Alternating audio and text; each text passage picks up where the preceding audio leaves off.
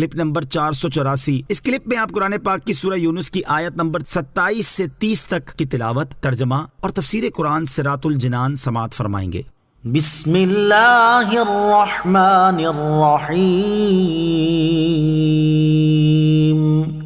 ترجمہ، اللہ کے نام سے شروع جو نہایت مہربان رحمت والا ہے۔ والذین کسبوا السیئات جزاء سیئۃ بمثلها وترہقہم ذلہ ما لہم من اللہ من عاصم كأنما أغشيت وجوههم قطعا من الليل مظلما أولئك أصحاب النار هم فيها خالدون۔ ترجمہ، اور جنہوں نے برائیاں کمائیں تو برائی کا بدلہ اسی کے برابر ہے، اور ان پر ذلت چھائی ہوگی، انہیں اللہ سے بچانے والا کوئی نہ ہوگا، گویا ان کے چہروں کو اندھیری رات کے ٹکڑوں سے ڈھانپ دیا گیا ہے، وہی دوزخ والے ہیں، وہ اس میں ہمیشہ رہیں گے۔ والذین کسبوا السیئات،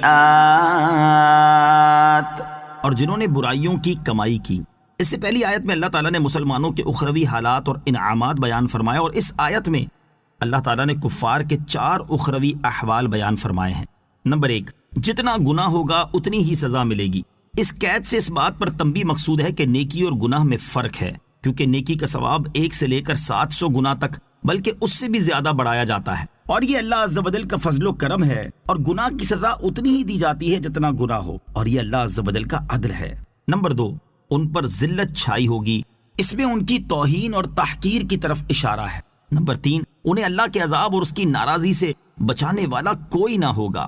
نمبر 4، گویا ان کے چہروں کو اندھیری رات کے ٹکڑوں سے ڈھانپ دیا گیا ہے، ان کی روح سیاہی کا یہ حال ہوگا، خدا کی پناہ۔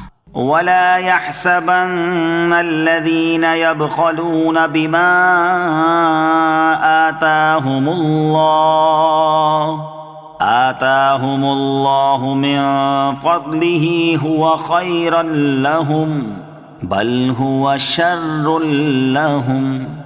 ترجمہ، اور جو لوگ اس چیز میں بخل کرتے ہیں جو اللہ نے انہیں اپنے فضل سے دی ہے، وہ ہرگز اسے اپنے لیے اچھا نہ سمجھیں، بلکہ یہ بخل ان کے لیے برا ہے۔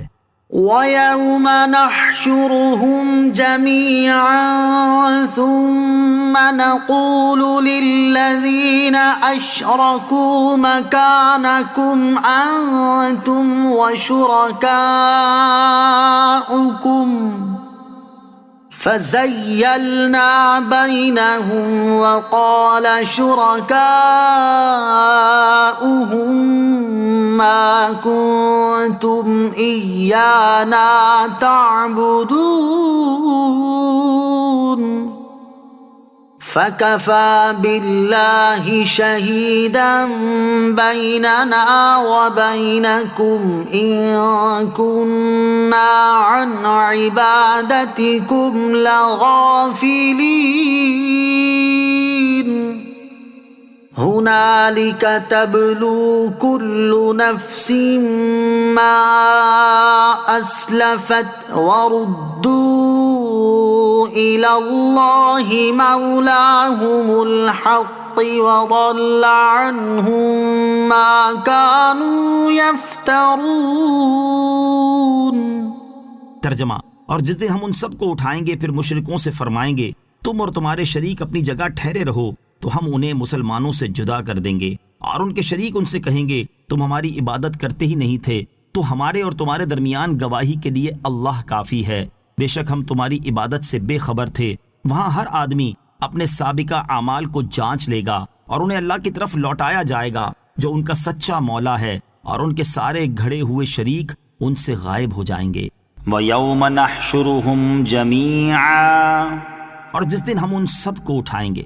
اس آیت اور اس کے بعد والی آیت کا خلاصہ یہ ہے کہ اللہ تعالیٰ قیامت کے دن سب کو اٹھائے گا اور تمام مخلوق کو حساب کی جگہ میں اکٹھا فرمائے گا، پھر مشرکوں سے فرمائے گا کہ تم اور تمہارے شریک یعنی وہ بت جن کو تم پوجتے تھے اپنی جگہ ٹھہرے رہو۔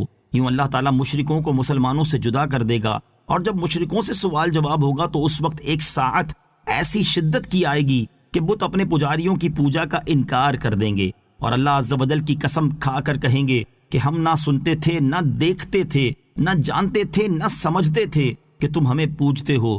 اس پر بت پرست کہیں گے کہ اللہ عز و جل کی قسم ہم تمہیں کو پوجتے تھے۔ تو بت کہیں گے اللہ تعالیٰ جانتا ہے کہ تم ہمیں پوجتے تھے یا نہیں، ہم بہرحال تمہاری عبادت سے بے خبر تھے۔